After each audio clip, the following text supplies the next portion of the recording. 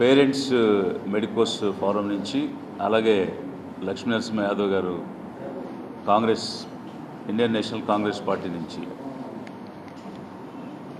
ఈరోజు ఈ మెడికల్ కౌన్సిలింగ్లో చేసేటువంటి విధానంలో ఒక మార్పుని రాష్ట్ర ప్రభుత్వం తీసుకొని వచ్చింది 102 జీవో ద్వారా. ఈ 102 జీవో గతంలో ఉన్నటువంటి ఈ 151 జీవోని మాడిఫై చేస్తూ ఒక అమెండ్మెంట్ని తీసుకురావడం జరిగింది. అయితే ఈ జీవోలో చేసిన మార్పు వల్ల పర్టిక్యులర్గా 60% రిజర్వేషన్స్ ఉన్నటువంటి వాళ్ళందరూ కూడా ఎఫెక్ట్ అయ్యేటువంటి పరిస్థితి ఉంది. ఎందువల్ల ఈ ఎఫెక్ట్ ఉందంటే గతంలో జరిగేటువంటి విధానంలో 151 జీవో ప్రకారంగా ఈ కౌన్సిలింగ్ జరిగేది. అయితే ఇప్పుడు తీసుకొచ్చినటువంటి జీవోని 100% తప్పు అని మేము అనడం లేదు. దానిలో ఆప్షన్స్ ఒక్కసారి మాత్రమే ఇచ్చే ఆప్షన్, స్టూడెంట్స్ అందరికీ ఒక్కసారి ఆప్షన్ తీసుకునే అవకాశమే ఈ 151 జీవోలో ఉండేది. ఇప్పుడు ఈచ్ ఫేజ్లో వారి ఆప్షన్స్ని మార్చుకునే అవకాశం ఈ జీవో ద్వారా కల్పించారు. To that extent there is no objection. ఆ విధంగా ఆప్షన్స్ మార్చుకునే అవకాశం ఫేజ్ వైజ్ ఇవ్వడం అన్నదాన్ని మేము తప్పుపట్టడం లేదు. అయితే ఆ ఇచ్చే క్రమంలో మొదటి దశలో తీసుకునేటువంటి ఆప్షన్స్ అన్ని కాలేజీలకు సంబంధించినటువంటి ప్రిఫరెన్షియల్ ర్యాంకింగ్ గతంలో ఉన్న విధానం తీసేసి ఇప్పుడు కేవలం నచ్చినటువంటి 3-4 కాలేజీల వరకే పెట్టుకునే విధానం తీసుకురావడం వల్ల meritorious students belonging to other backward classes, schedule caste, schedule tribes, ఈ విధమైనటువంటి రిజర్వేషన్స్ ఉన్న కేటగిరీస్ అందరికీ కూడా నష్టం జరిగేటువంటి పరిస్థితి ఉన్నది. సాధారణంగా ఈ అడ్మిషన్ ప్రాసెస్ కానీ రిక్రూట్మెంట్ ప్రాసెస్ కానీ మొట్టమొదట జనరల్ కేటగిరీని ఫిల్ చేయడం జరుగుతుంది. జనరల్ కేటగిరీ ఫిల్ చేసిన తర్వాత పర్టికులర్ రిజర్వ్డ్ కేటగిరీస్ వైపుకి వెళ్ళి ఆ కేటగిరీస్లో మెరిటోరియస్ స్టూడెంట్స్ని తీసుకోవడం జరుగుతుంది. అయితే ఇక్కడ జరిగే నష్టం ఏమిటి? మేము ప్రతిసారి ఆప్షన్స్ మార్చుకునే అవకాశం కొత్తగా ఇచ్చాము, స్టూడెంట్స్కి మేలు చేయడానికే ఇచ్చాం కదా, అలాంటి దాన్ని మీరు ఏ విధంగా తప్పుపడతారు అనేటువంటి వాదన ప్రభుత్వం చేస్తుంది. మేము మళ్ళీ ఆప్షన్స్ మార్చుకునే విధానం తప్పుపట్టడం లేదు. కానీ ఆప్షన్ ఇచ్చేటప్పుడు అన్ని కాలేజీలని ప్రతి స్టూడెంట్ ఆప్ట్ చేయడం అన్న క్లాజ్ తీసేయడాన్ని తప్పుపడుతున్నాం.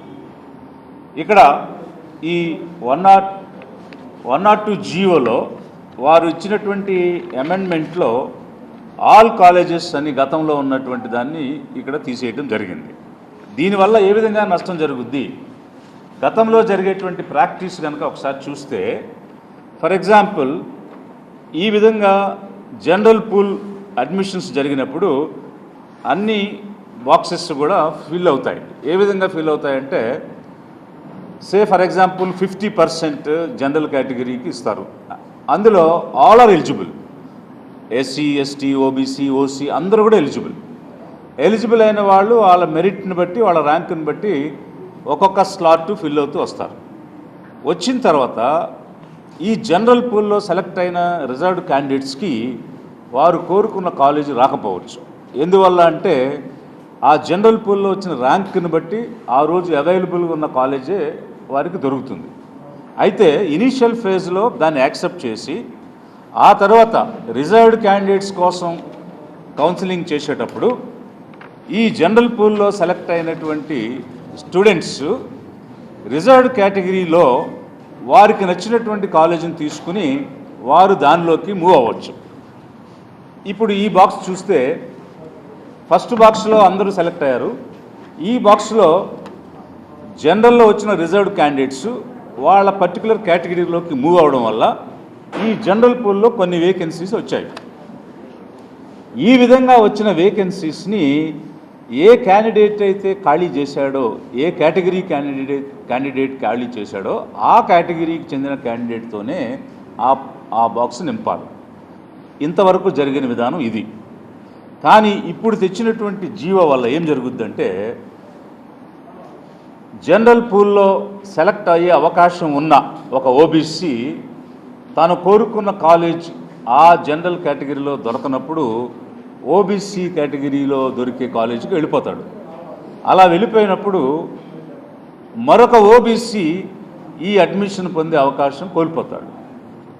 అంటే ఎవరో చేసే తప్పుకి మరెవరో శిక్ష అనుభవించేటువంటి పరిస్థితి వస్తుంది. అలా జరగకుండా ఉండాలంటే ప్రభుత్వం అప్రమత్తంగా ఉండి ఒక లెవెల్ ప్లేయింగ్ ఫీల్డ్ అనేటువంటిది ప్రతి ఒక్కరికి అందే విధంగా చేయాలి. అలా చేయడంలో ఈ జీవో ద్వారా లోపం జరుగుతుంది. అందుకోసం మేము ఈరోజు నేరుగా సెక్రటరీని కానీ హానరబుల్ చీఫ్ మినిస్టర్ కానీ ఈ స్టేజ్లో మేము తప్పుపట్టడం లేదు. ఎందుకు తప్పుపట్టడం లేదంటే, మీరు మరింత వెసులుబాటు ఇవ్వాలని, మరిన్ని అవకాశాలు ఈ స్టూడెంట్స్కి ఇవ్వాలని ఫేజ్ వైజ్ ఆప్షన్స్ మార్చుకునే అవకాశం ఇచ్చారు. అంతవరకు మాకు ఎలాంటి అబ్జెక్షన్ లేదు. కానీ మొదటి దశలో ఆప్షన్స్ పెట్టేటప్పుడు all eligible candidates, all eligible కాలేజెస్ని ఖచ్చితంగా వాళ్ళ ప్రిఫరెన్షియల్ ర్యాంకింగ్లో ఆప్ట్ చేసి తీరాలి. ఆ పదం 151 జీవోలో ఉన్నది, అది వీరు 102 జీవోలో ఒమిట్ చేశారు. అది తప్పు. ఒకవేళ మీరు మంచి ఆలోచనతోనే చేసుండి కింద వాళ్ళు ఏదో పెట్టిన ప్రపోజల్ని మీరు ఇన్అడ్వర్టెంట్గా అప్రూవ్ చేసుంటే, మేము ఈరోజు ఈ ఫారం నుంచి రిక్వెస్ట్ చేస్తున్నాము, లిబరేషన్ కాంగ్రెస్ పార్టీ నుంచి, అలాగే పేరెంట్స్, మెడికోస్ పేరెంట్స్ అసోసియేషన్ నుంచి డాక్టర్ వెంకటేశ్వర గారు, డాక్టర్ వసుంధర గారు, అలాగే లక్ష్మీనరసింహ గారు, మేమందరం కలిసి ఇప్పుడు ఈ స్టేజ్లో మేము రిక్వెస్ట్ చేస్తున్నాము, అమెండ్ చేయండి జీవోని. ఒకవేళ మీరు అమెండ్ చేయకుండా ఈ నష్టం కలగడాన్ని మీరు కంటిన్యూ చేశారు అంటే దీని వెనక ఏదో కుట్రకోణం ఉంది అన్నటువంటి పరిస్థితి వస్తుంది. కుట్రకోణం ఉంటే దాన్ని వెలికి తీసి దానిని ప్రజల సమక్షంలోకి తీసుకొని వెళ్ళి ఈ కుట్ర ఏమిటి, ఈ రాజకీయ దృక్పథం ఏమిటి అన్నది ఖచ్చితంగా ప్రజాక్షేత్రంలోకి తీసుకొని వెళ్ళి మేము అవగాహన ఇస్తాము, పోరాడుతాము, ఖచ్చితంగా మార్పు కోసం మేము అడుగుతాం. అందుకనే ఈ స్టేజ్లో మేమేమంటామంటే, మొదటి దశలో మీరు తీసుకునేటువంటి ఆప్షన్స్లో every candidate must rank all the eligible colleges in her preferential ranking. అది కనుక జరిగితే ఏమవుతుందంటే, మొదటి దశ కౌన్సిలింగ్లో జనరల్ కేటగిరీలో ఎలిజిబిలిటీ ఉన్నటువంటి అందరూ ఓబీసీలు, అందరూ ఎస్సీ ఎస్టీలు ఒక అడ్మిషన్ పొందే అవకాశం ఉంటుంది. ఆ విధంగా మెరిటోరియస్ స్టూడెంట్స్ జనరల్ కేటగిరీలోకి వచ్చిన తర్వాత రెస్పెక్టివ్ రిజర్వ్డ్ కేటగిరీస్ చేసినప్పుడు వీళ్ళ ఆప్షన్ ప్రకారం కాలేజ్ కావాలనుకున్నప్పుడు వీరు కనుక అక్కడికి మూవ్ అయితే, అక్కడ ఎంతమంది అయితే మూవ్ అయ్యారో అంతమందిని ఆ ఓబీసీలు అయితే ఓబీసీలు, ఎస్సీలు అయితే ఎస్సీలు, ఎస్టీలు అయితే ఎస్టీలు ఆ రిజర్వ్డ్ కేటగిరీ నుంచి తీసుకోవడానికి అవకాశం ఉంటుంది. దీనివల్ల సమన్యాయం అనేది జరుగుతుంది. Right to equality, right against protection of discrimination, ఇవన్నీ కూడా మనం చేసిన వాళ్ళం అవుతాము.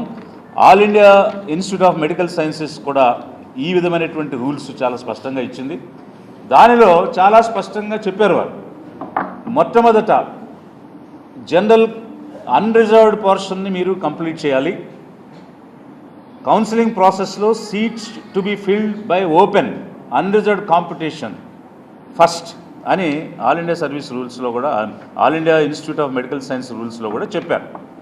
అది చెప్తూ ఆ తరువాత reservation candidates like SC ST OBC will be council to fill up the seats earmark for them in respective categories after completing the unreserved categories, that is general category అని చాలా స్పష్టంగా ఎయిమ్స్ ఇచ్చినటువంటి రూల్స్లో కూడా ఉన్నది. So దీని యొక్క క్లుప్తమైనటువంటి సారాంశం ఏమిటంటే, మీరు ప్రతి స్టేజ్లోనూ ఆప్షన్స్ మార్చుకునే అవకాశం ఈ మెడికల్ స్టూడెంట్స్కి ఇచ్చారు. దాన్ని మేము తప్పుపట్టడం లేదు, అది మీరు కంటిన్యూ చేయొచ్చు. కానీ మొదటి దశలో ఆప్షన్ పెట్టేటప్పుడు ఆంధ్రప్రదేశ్లో ఉన్న ఎలిజిబుల్ కాలేజెస్ 35 ఉంటే ఈ 35 కూడా వాళ్ళ ప్రిఫరెన్షియల్ ర్యాంకింగ్లో ఖచ్చితంగా చూపించాలి.